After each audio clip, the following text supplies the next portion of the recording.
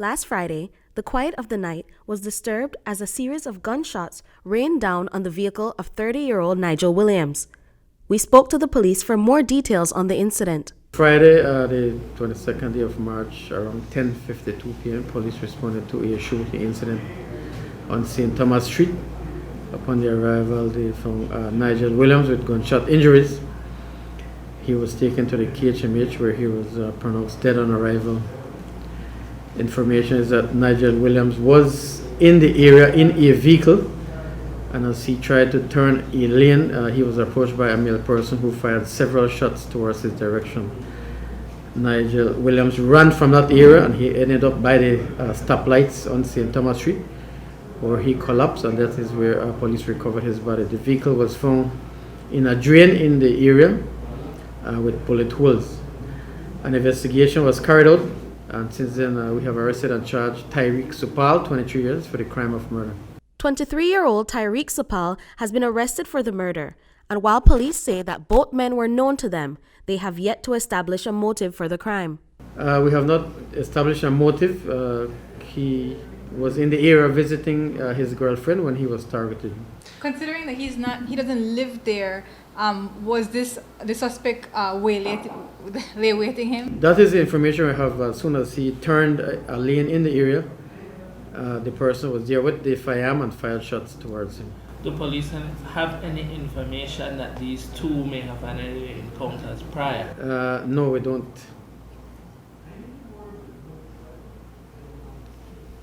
He's not known to police. The victim.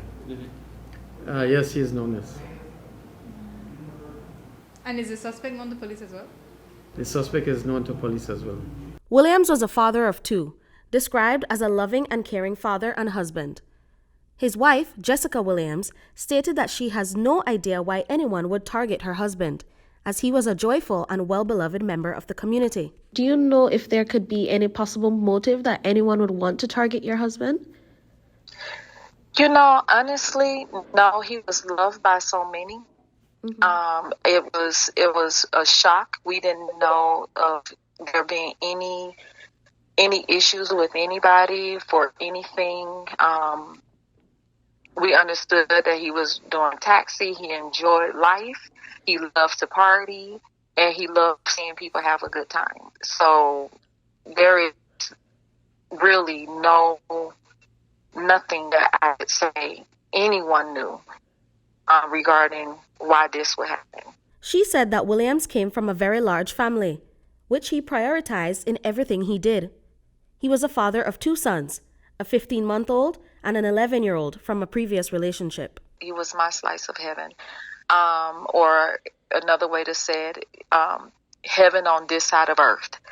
So he was a caring individual. He was loving. He was he was very adamant about me and ensuring that I was safe.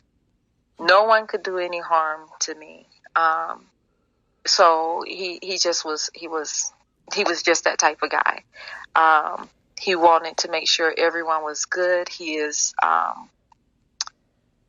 very big-hearted for his family, his nieces, his nephews, always taking them to the water, always taking them, when we lived down in Corozal, coming up to city, picking them up and bringing them, giving them an experience. Easter holiday was one of the major times of the year we all got together as a family and just, hung out and spent time, and he just enjoyed it. He was a very family-oriented man. As Williams and her family are currently living abroad, she has started a GoFundMe in order to cover the cost of them flying over for the funeral, as well as the funeral expenses. We just put out the request just because, there is his mother that's here in States, and a couple of his siblings, myself, my son, of course, his in-laws of my side that all have to travel in, and also we have to cover the expense of the funeral. So while we're covering our expenses to travel in, We're just reaching and asking for those who want to show love and support stateside, who can't go, who wants to, be a contributor of, our final farewell.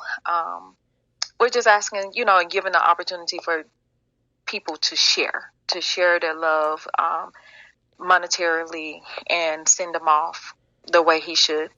Britney Gordon for News 5.